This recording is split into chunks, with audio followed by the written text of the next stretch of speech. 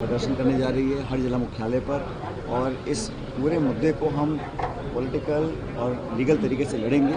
सरकार अपनी नाकामी छुपाने के लिए पूरे घटनाक्रम का दोष कांग्रेस के माथे मढ़ना चाहती है।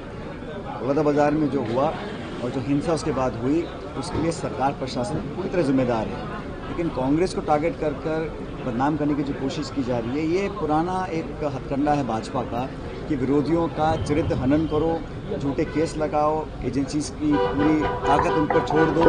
हम डट के मुकाबला करेंगे और एक्सपोज करेंगे सरकार को पूरे प्रदेश और देश के अंदर। कांग्रेस पार्टी हमेशा राहुल गांधी जी और खड़गे साहब, चाहे वो दबा कुछ पिछड़ा दलित आदिवासी वर्ग है, उसके साथ मजबूती से हम लोग खड़े हैं।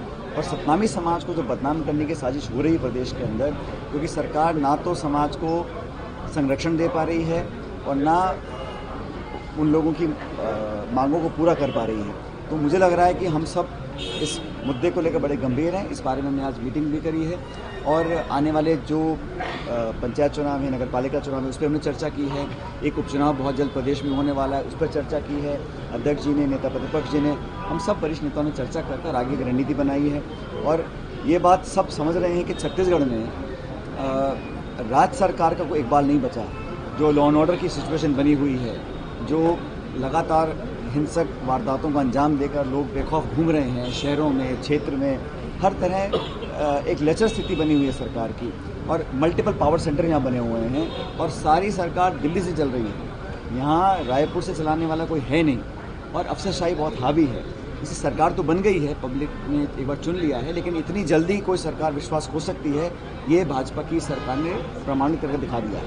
ये बलौदा शर्मा भी आ रहे हैं, 3 दिनों तक रहेंगे, आपके विधायक भी गिरफ्तार है, तो उस पर रणनीति तैयार हुई है कि आप लोग बात करेंगे, बात करेंगे? ये तो मुझे लगता है जो काम यहाँ रायपुर में हो रहा है वो दिल्ली की अनुमति के बिना नहीं हो रहा होगा। और 2 बार के इलेक्टेड विधायक को तमाम धाराएं जो लगाई हैं उनका कोई बुनियाद नहीं है और सिर्फ उनको टारगेट कर बदनाम करने के लिए किया जा रहा है। आज हम सब गए थे, दिल्ली से मिलकर आए हैं और वो पूरे मनोबल से, मजबूती से लड़ रहे हैं। उन्होंने हमें कहा है कि मैं सतनामी समाज के साथ खड़ा हुआ हूँ, पूरी कांग्रेस खड़ी हुई है और हम चाहते हैं कि ये बात हम जन जन तक पहुँचाएँ।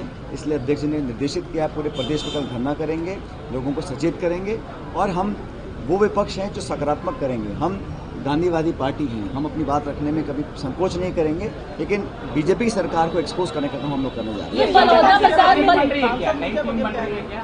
संगठन में कुछ फेर बदल या नहीं? हाँ, हमारी एक, आप जैसे जानते हैं कि मौली साहब की कमेटी आई थी और वो 2 सदस्यीय कमेटी ने पूरे प्रदेश का दौरा किया है। रिपोर्ट बन गई है और खड़गे साहब को उन्होंने रिपोर्ट दी है।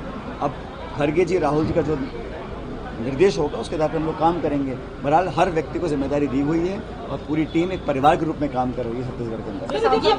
कह रहे हैं कि एक अपराधी को बचाने का षड्यंत्र कांग्रेस पार्टी कर। अपराधी कौन है ये कौन तय करता है? कोई राजनेता तय करेगा, कोई सत्ता में बैठा कोई मंत्री सांसद तय करेगा, न्यायपालिका तय करेगी। तथ्यों के आधार पर आप आरोप लगा सकते हैं, आप पुलिस से गिरफ्तार करा सकते हैं, आप सजा नहीं दे सकते हैं। आपके पास तथ्य नहीं है, प्रमाण नहीं है, आप सिर्फ और सिर्फ बदनामी करने के लिए किसी को अरेस्ट करना चाहेंगे तो खुलासा होगा और ये बहुत भारी पड़ेगा भाजपा को। मैं इतना कहना चाहता हूँ, हमारे को पूरा भरोसा न्यायपालिका के ऊपर है, हमें पूरा भरोसा इस देश के व्यवस्था के अंदर है, लेकिन जब एजेंसी का दुरुपयोग कर ऐसा काम होगा। अब सुप्रीम कोर्ट बोलता है कि सेबी से जांच करवाइए, सेबी के चेयरपर्सन पे आरोप लग रहे हैं और वो आरोप पे हम जेपीसी की मांग कर रहे हैं, तो क्यों केंद्र सरकार डरती है जांच कराने से? अगर आपने कुछ गलत नहीं किया, छुपाने को कुछ है नहीं, तो जेपीसी का गठन कीजिएगा और जेपीसी का गठन जब होगा उसका चेयरपर्सन भाजपा का होगा।